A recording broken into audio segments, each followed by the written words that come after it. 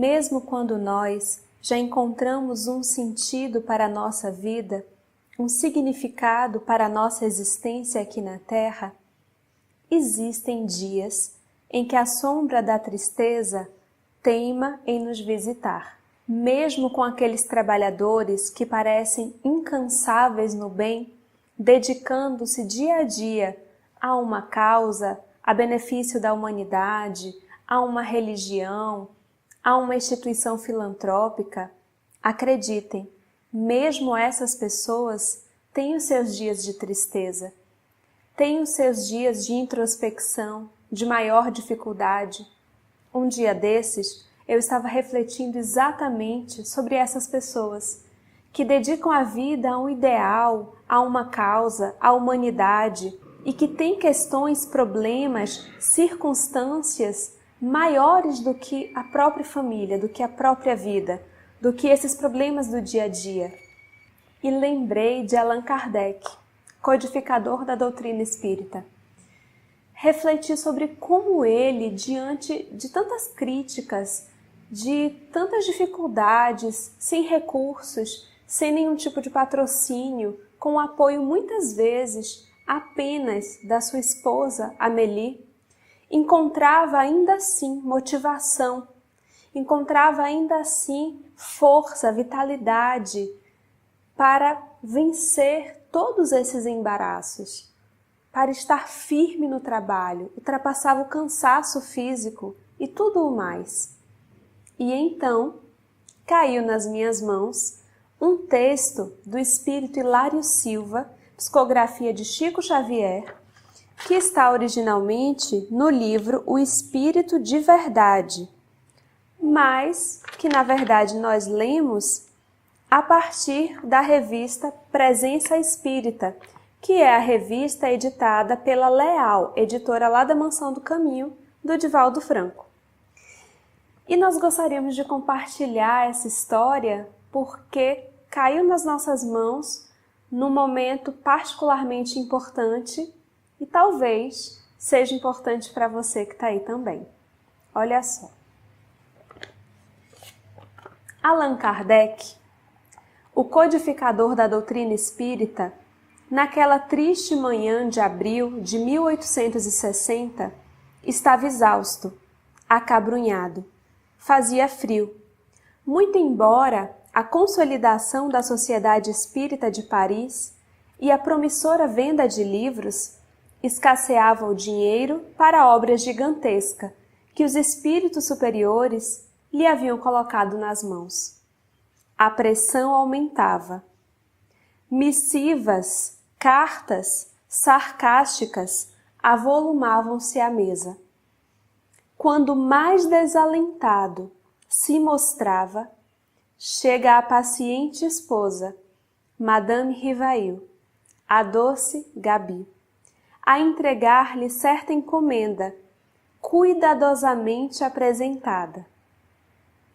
O professor abriu o embrulho, encontrando uma carta singela, e leu: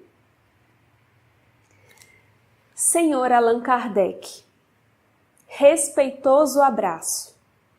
Com a minha gratidão, remeto-lhe o livro anexo, bem como a sua história, rogando-lhe antes de tudo, prosseguir em suas tarefas de esclarecimento da humanidade, pois tenho fortes razões para isso. Sou encadernador desde a meninice, trabalhando em grande casa desta capital. Há cerca de 2 anos, casei-me com aquela que se revelou minha companheira ideal. Nossa vida corria normalmente e tudo era alegria e esperança. Quando, no início deste ano, de modo inesperado, minha Antoniette partiu dessa vida, levada por sorrateira moléstia. Meu desespero foi indescritível e julguei-me condenado ao desamparo extremo.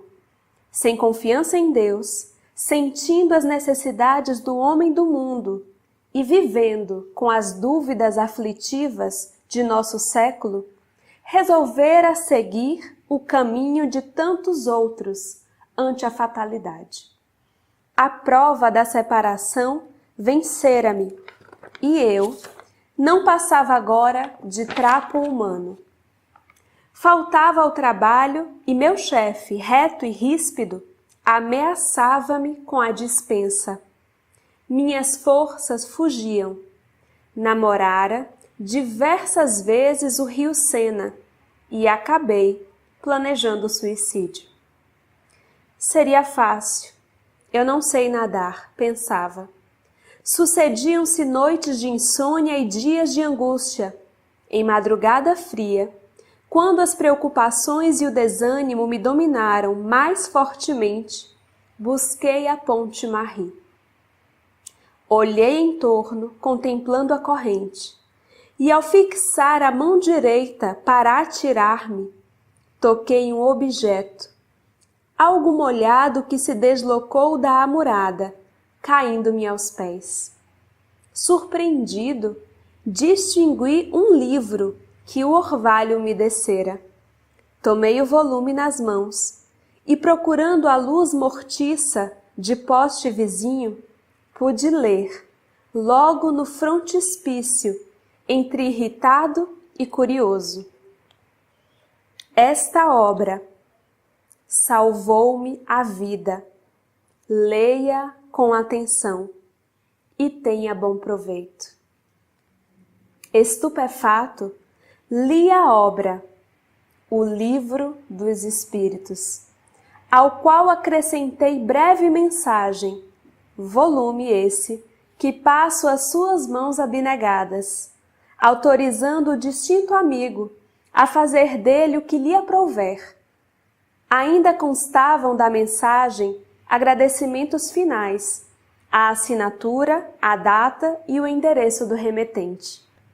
O codificador desempacotou então o exemplar de O Livro dos Espíritos, ricamente encadernado, em cuja capa viu as iniciais do seu pseudônimo e na página do frontispício, levemente manchada, leu com emoção, não somente a observação a que o missivista se referira, mas também uma outra, em letra firme. Salvou-me também. Deus abençoe as almas que cooperaram em sua publicação. Joseph Perrier. Após a leitura da carta providencial, o professor Rivaio experimentou nova luz a banhá-lo por dentro. Conchegando o livro ao peito, raciocinava não mais em termos de desânimo ou sofrimento, mas sim na pauta de radiosa esperança. Era preciso continuar, desculpar as injúrias, abraçar o sacrifício e desconhecer as pedradas. Diante do seu espírito, turbilhonava o mundo necessitado de renovação e consolo. Allan Kardec levantou-se da velha poltrona, abriu a janela à sua frente, contemplando a via pública, onde passavam operários, mulheres do povo, crianças, velhos. O notável obreiro da grande revelação respirou a longos haustos e, antes de retomar a caneta para o serviço costumeiro, levou o lenço aos olhos e limpou uma lágrima.